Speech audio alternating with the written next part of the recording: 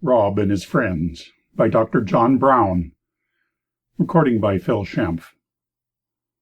34 years ago, Bob Ainsley and I were coming up Infirmary Street from the high school, our heads together and our arms intertwisted, as only lovers and boys know how or why. When we got to the top of the street and turned north, we espied a crowd at the Tron Church.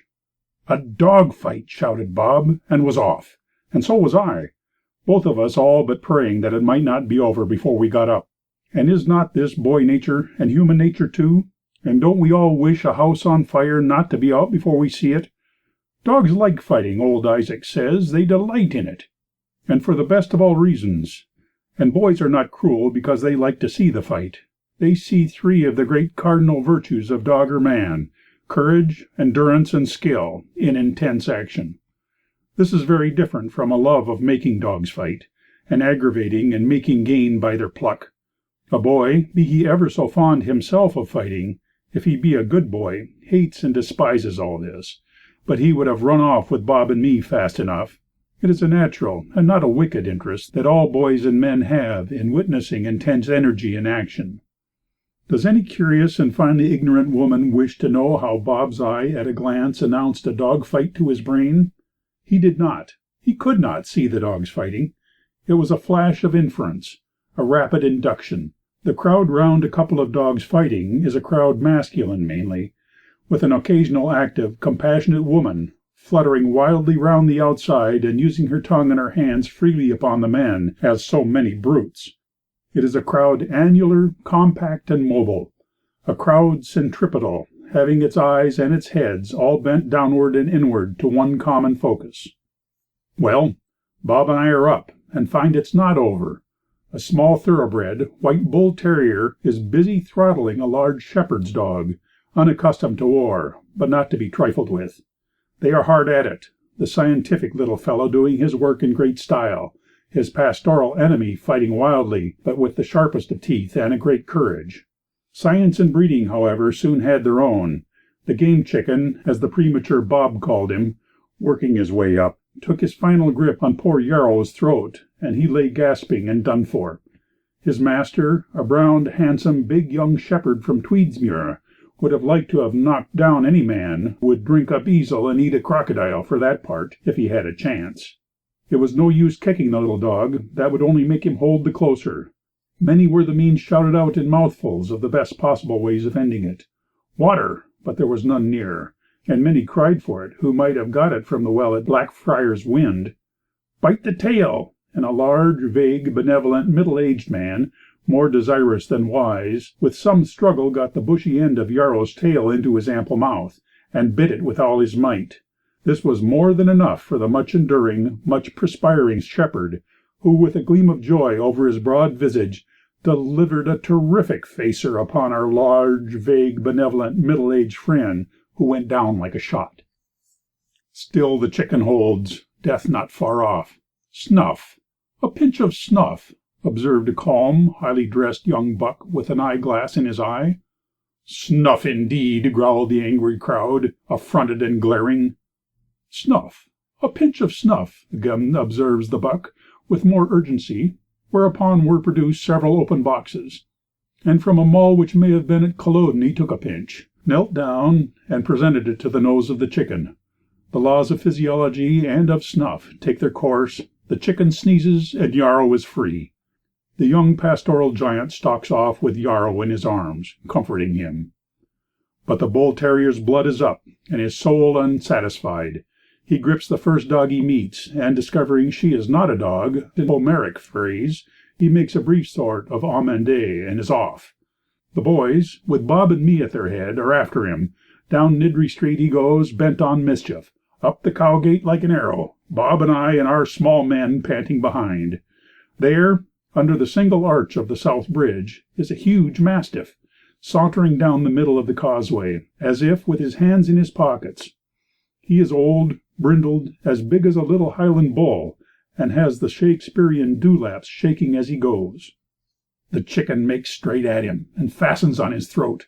To our astonishment, the great creature does nothing but stand still, hold himself up, and roar. Yes, roar! A long, serious, remonstrative roar.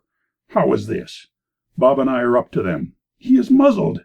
The bailies had proclaimed a general muzzling, and his master, studying strength and economy mainly, had encompassed his huge jaws in a home-made apparatus constructed out of the leather of some ancient breechin. His mouth was open as far as it could, his lips curled up in rage, a sort of terrible grin, his teeth gleaming, ready, from out the darkness. The strap across his mouth tense as a bowstring, his whole frame stiff with indignation and surprise, his roar asking us all round, "Did you ever see the like of this?" He looked a statue of anger and astonishment done in Aberdeen granite. We soon had a crowd. The chicken held on. "A knife!" cried Bob, and a cobbler gave him his knife. You know the kind of knife, worn obliquely to a point and always keen. I put its edge to the tense leather. It ran before it, and then one sudden jerk of that enormous head, a sort of dirty mist about his mouth, no noise, and the bright, fierce little fellow is dropped, limp and dead. A solemn pause. This was more than any of us had bargained for. I turned the little fellow over and saw he was quite dead. The mastiff had taken him by the small of the back like a rat and broken it.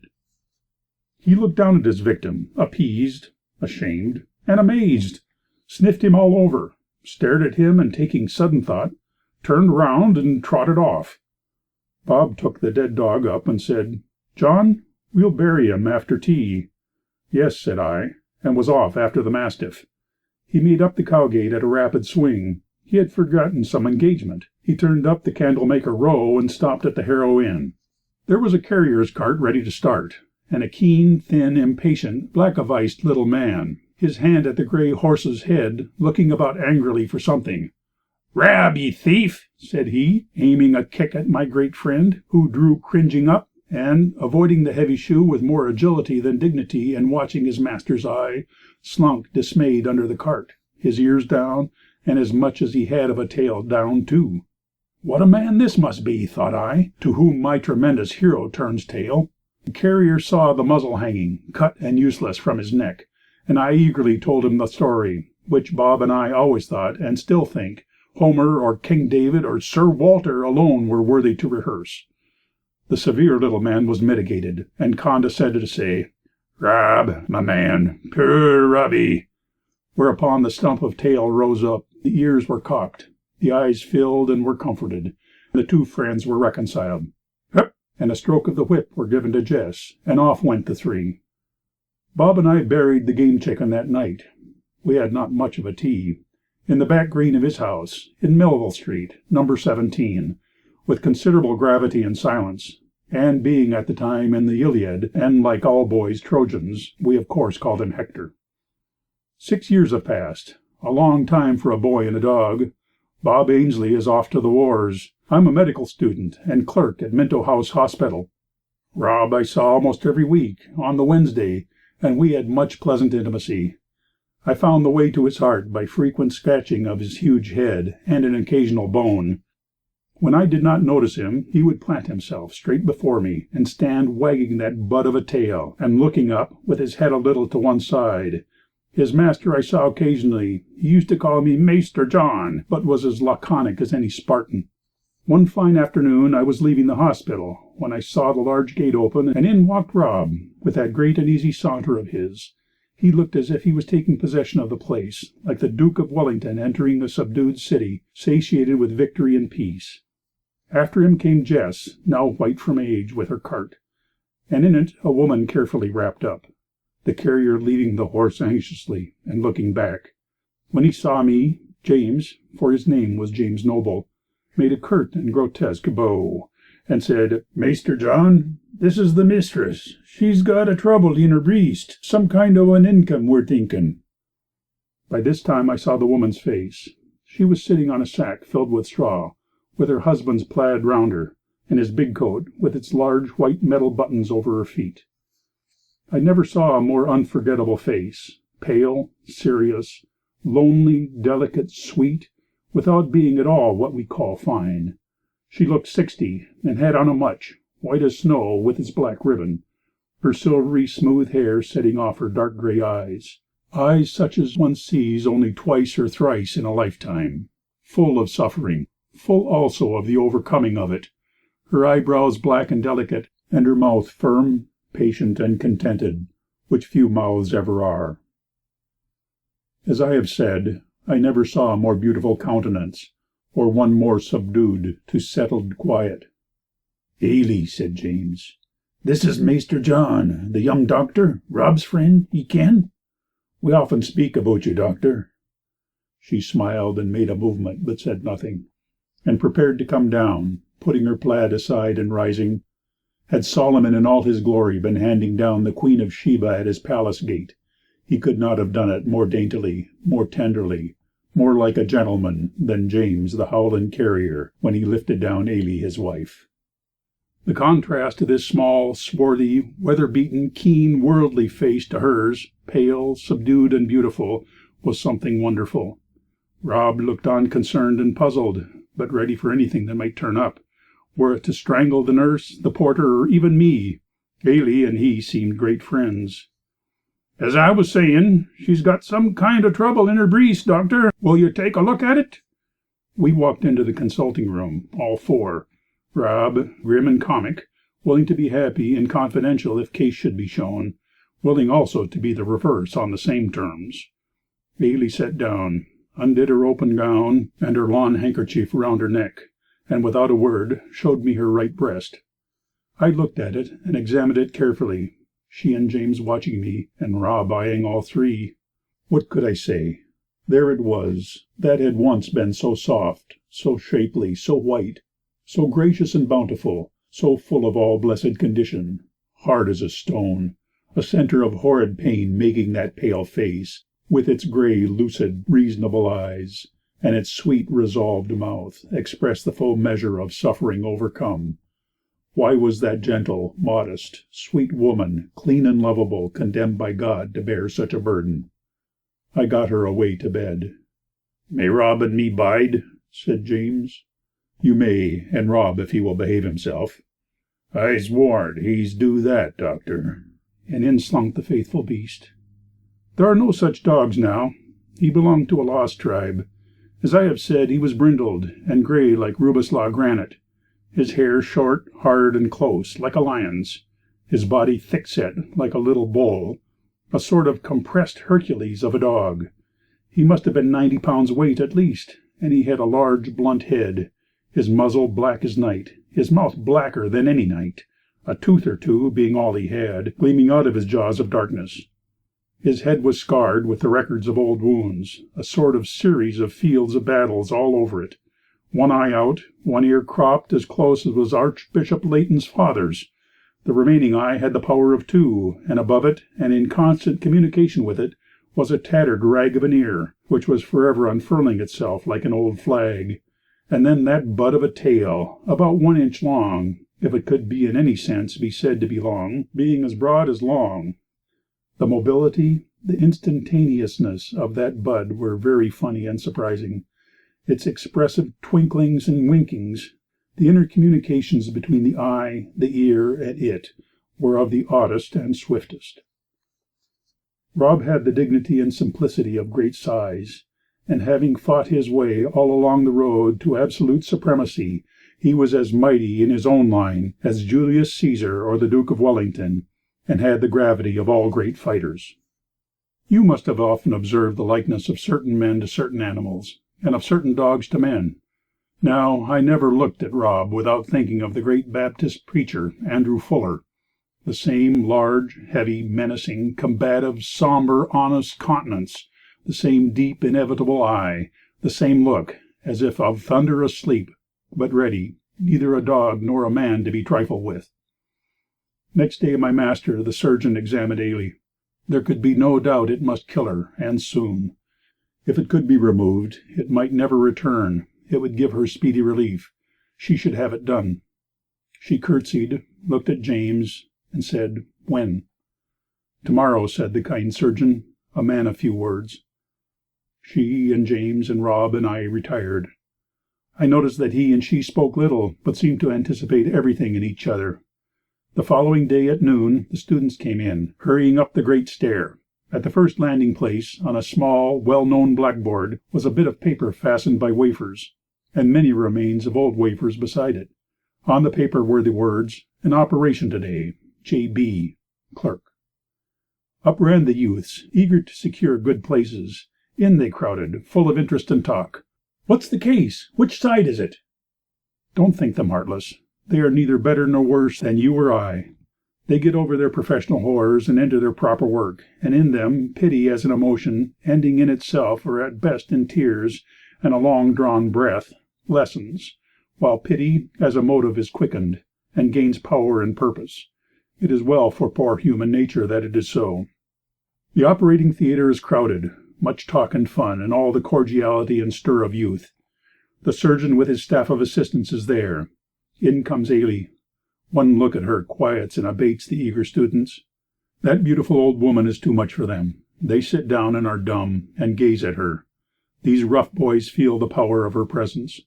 She walks in quietly but without haste, dressed in her mutch, her neckerchief, her white dimity short gown, her black bombazine petticoat, showing her white worsted stockings and her carpet shoes. Behind her was James with Rob. James sat down in the distance and took that huge, noble head between his knees. Rob looked perplexed and dangerous, forever cocking his ear and dropping it fast.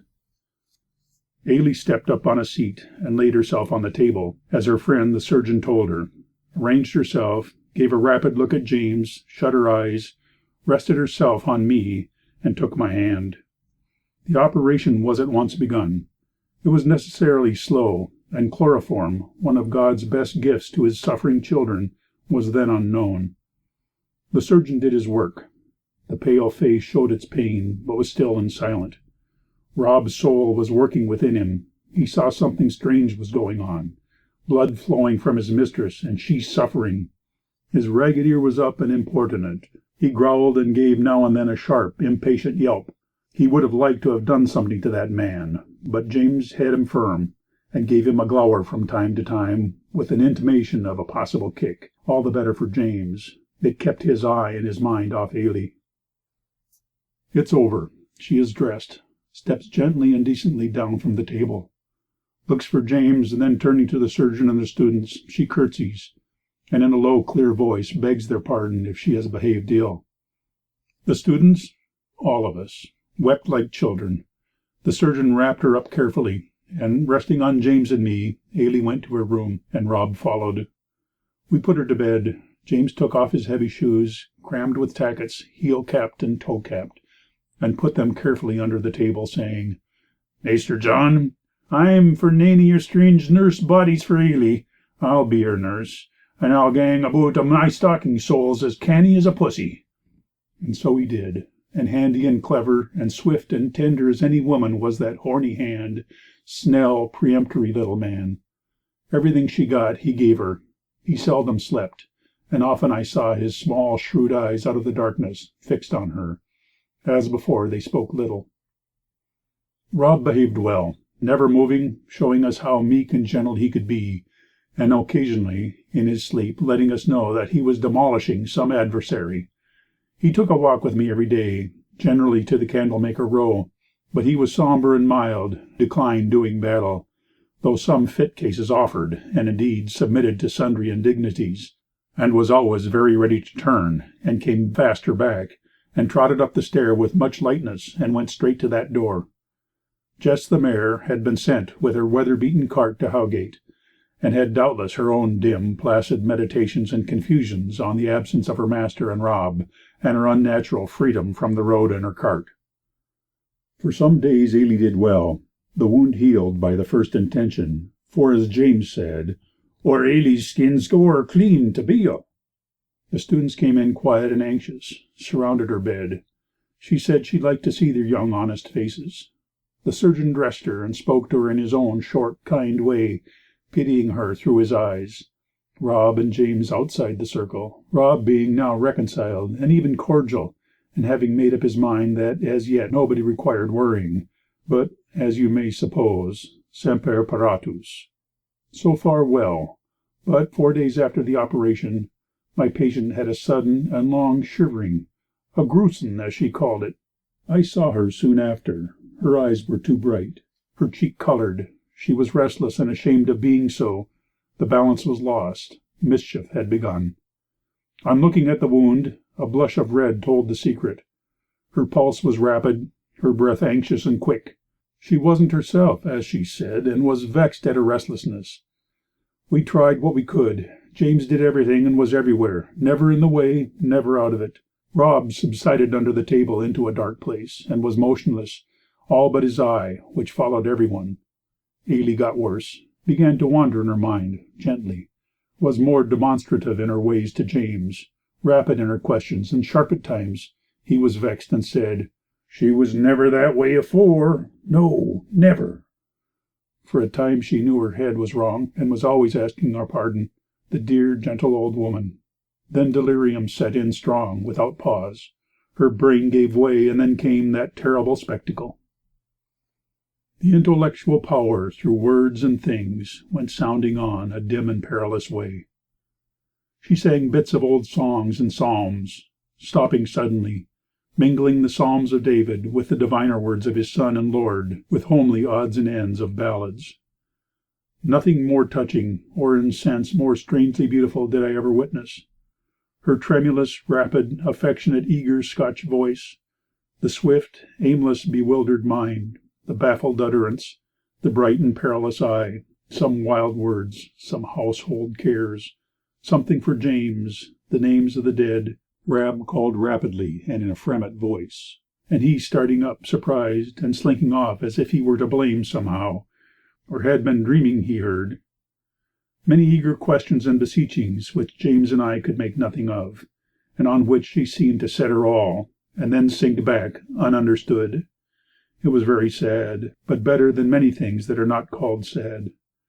James hovered about, put out and miserable, but active and exact as ever, read to her, when there was a lull, short bits of the Psalms, prose and metre, chanting the latter in his own rude and serious way, showing great knowledge of the fit of words, bearing up like a man, and doting over her as his ain Ailie, "Ailie, my woman, my ain bonny wee dawtie." The end was drawing on. The golden bowl was breaking. The silver cord was fast being loosed.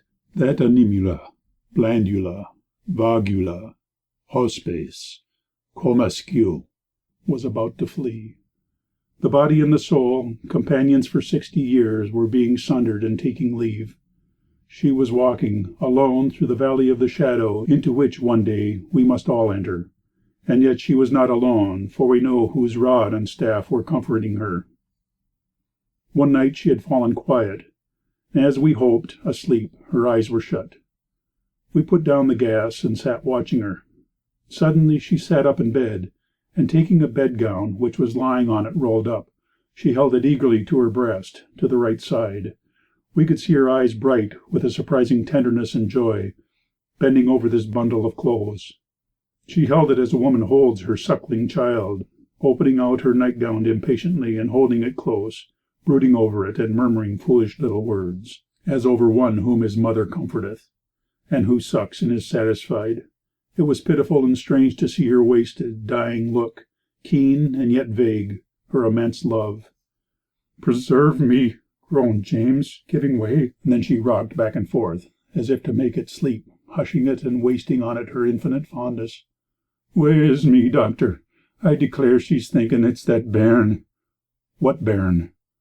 "The only bairn we ever had, our wee Maisie. She's in the kingdom 40 years and mair." It was plain true. The pain in the breast, telling its urgent story to a bewildered, ruined brain, was misread and mistaken. It suggested to her the uneasiness of a breast full of milk, and then the child, and so again once more they were together, and she had her ain wee Maisie on her bosom. This was the close. She sank rapidly. The delirium left her, but as she whispered she was clean silly. It was the lightening before the final darkness. After having for some time lain still, her eyes shut, she said, "James." He came close to her, and lifting up her calm, clear, beautiful eyes, she gave him a long look, turned to me kindly but shortly, looked for Rob but could not see him, then turned to her husband again, as if she would never leave off looking, shut her eyes and composed herself. She lay for some time breathing quick, and passed away so gently that when we thought she was gone, James, in his old-fashioned way, held the mirror to her face. After a long pause, one small spot of dimness was breathed out. It vanished away and never returned, leaving the blank, clear darkness without a stain. What is your life? It is even as vapor, which appeareth for a little time, and then vanisheth away. Rob all this time had been full awake and motionless. He came forward beside us. Ailie's hand, which James had held, was hanging down. It was soaked with his tears. Rob licked it all over carefully, looked at her, and returned to his place under the table. James and I sat, I don't know how long, but for some time. Saying nothing, he started up abruptly, and with some noise went to the table, and putting his right fore and middle fingers each into a shoe, pulled them out and put them on, breaking one of the leather latchets, and muttering in anger, "I never did the like of that afore." I believe he never did, nor after either. "Rob," he said roughly, and pointing with his thumb to the bottom of the bed. Rob leaped up and settled himself, his head and eye to the dead face. "Maister John, you'll be waiting for me," said the carrier, and disappeared in the darkness, thundering downstairs in his heavy shoes. I ran to the front window. There he was, already round the house and out at the gate, fleeing like a shadow. I was afraid about him, and yet not afraid. So I sat down beside Rob, and being weary, fell asleep. I awoke from a sudden noise outside. It was November, and there had been a heavy fall of snow. Rob was in statu quo. He heard the noise too, and plainly knew it, but never moved. I looked out, and there at the gate in the dim morning, for the sun was not up, was Jess in the cart, a cloud of steam rising from the old mare. I did not see James. He was already at the door, and came up the stairs and met me. It was less than 3 hours since he left, and he must have posted out, who knows how, to Howgate, full 9 miles off, yoked Jess and driven her astonished into town. He had an armful of blankets, and was streaming with perspiration. He nodded to me and spread out on the floor 2 pairs of clean old blankets, having at their corners A.G. 1794, in large letters in red worsted. These were the initials of Alison Graham, and James may have looked in at her from without, himself unseen but not unthought of, when he was wat and weary, and having walked many a mile over the hills, may have seen her sitting, while all the lave were sleeping, and by the firelight, working her name on the blankets for her ain James' bed. He motioned Rob down, and taking his wife in his arms, laid her in the blankets, and happed her carefully and firmly up, leaving the face uncovered, and then lifting her, he nodded again sharply to me, and with a resolved, but utterly miserable face, strode through the passage and downstairs, followed by Rob. I followed with a light, but he didn't need it. I went out, holding stupidly the candle in my hand in the calm, frosty air. We were soon at the gate. I could have helped him, but I saw he was not to be meddled with, and he was strong and did not need it. He laid her down as tenderly, as safely, as he had lifted her out 10 days before, as tenderly as when he had her first in his arms, when she was only A.G., sorted her, leaving that beautiful sealed face open to the heavens, and then, taking Jess by the head, he moved away. He did not notice me, neither did Rob, who presided behind the cart. I stood till they passed through the long shadow of the college, and turned up Nicholson Street. I heard the solitary cart sound through the streets and die away and come again, and I returned, thinking of that company going up Liberton Brae, then along Roslyn Muir, the morning light touching the Pentlands, and making them like onlooking ghosts, then down the hill through Auchendenny woods, past haunted Woodshouseley, and as daybreak came sweeping up the bleak Lammermuirs, and fell on his own door, the company would stop, and James would take the key and lift Ailie up again, laying her on her own bed, and having put Jess up, would return with Rob and shut the door. James buried his wife with his neighbour's mourning. Rob watched the proceedings from a distance. It was snow, and that black, ragged hole would look strange in the midst of the swelling, spotless cushion of white. James looked after everything. Then rather suddenly he fell ill, and took to bed. Was insensible when the doctor came, and soon died. A sort of low fever was prevailing in the village, and his want of sleep, his exhaustion, and his misery made him apt to take it. The grave was not difficult to reopen. A fresh fall of snow had made all things white and smooth. Rab once more looked on, and slunk home to the stable. And what of Rab? I asked for him next week at the new carrier, who got the goodwill of James' business and was now master of Jess and her cart. "How's Rab?" He put me off, and said rather rudely, "What's your business with a dog?" I was not to be so put off. "Where's Rab?" He, getting confused and red, and intermeddling with his hair, said, "Deed, sir, Rab's dead." "Dead? What did I have?" "Well, sir," he said, getting redder, "he didn't exactly dee. He was killed. I had to brain him with a rack pin. There was nae doing with him. He lay in the trevis with the mear, and wouldna come out.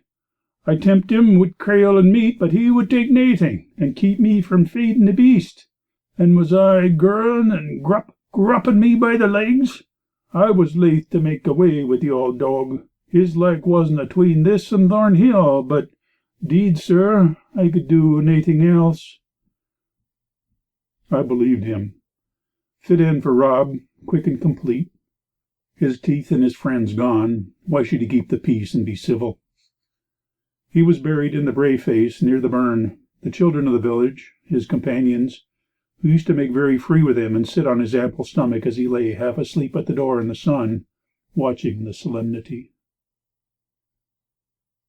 End of Rab and His Friends, by Dr. John Brown.